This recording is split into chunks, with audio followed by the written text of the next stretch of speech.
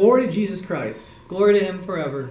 Welcome to the Angry Byzantine Show. I know there were some comments about the anger on the Byzantine, the anger on the anger meter, I guess. Yes, and I absolutely love it. So at the very end of our videos, please rate the anger. You know, 1 can be mild, and then we'll have 10, which is like... What, Moses the Black? Yeah, like nuclear disaster, red hot chili peppers, something.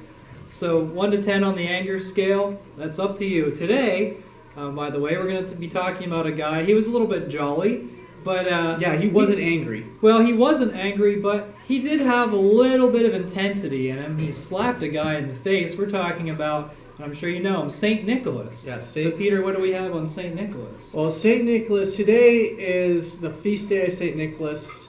You know, St. Nicholas Day was one of my favorite feast days. So to celebrate, I have candy.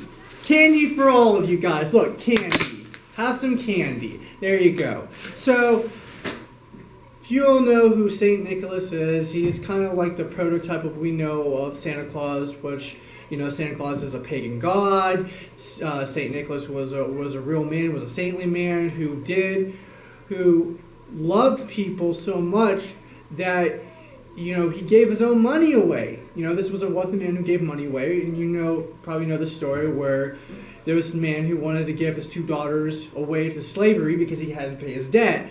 Well, that night, what was in their shoes?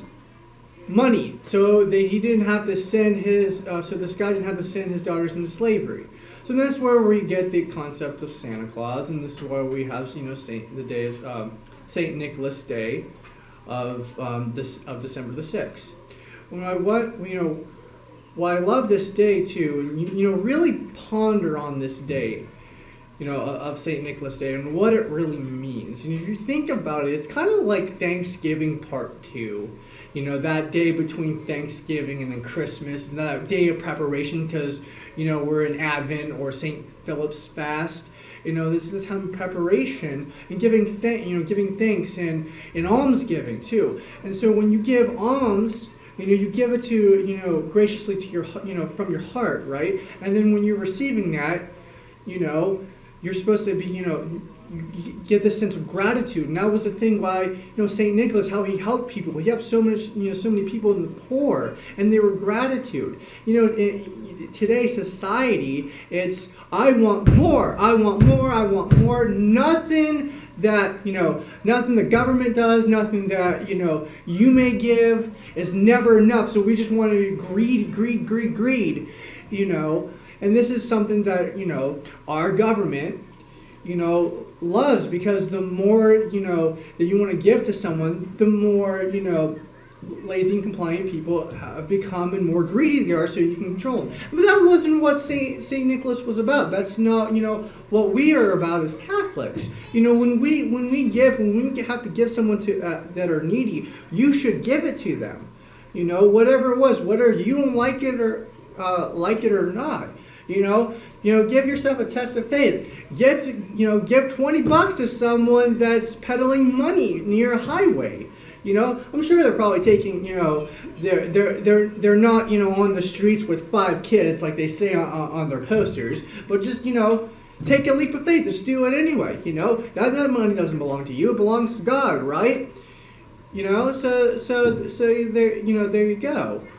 And I think another thing is too, it's like, what about ourselves?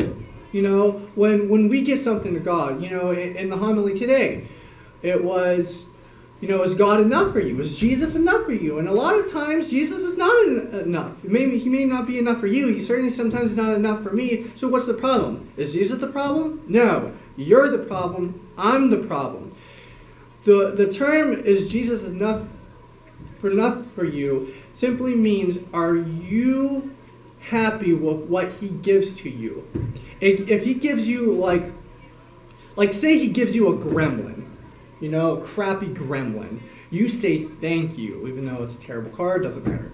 You know, if you don't say, well, I wanted a Lamborghini. No, you get that gremlin and you accept it and you like it, mister.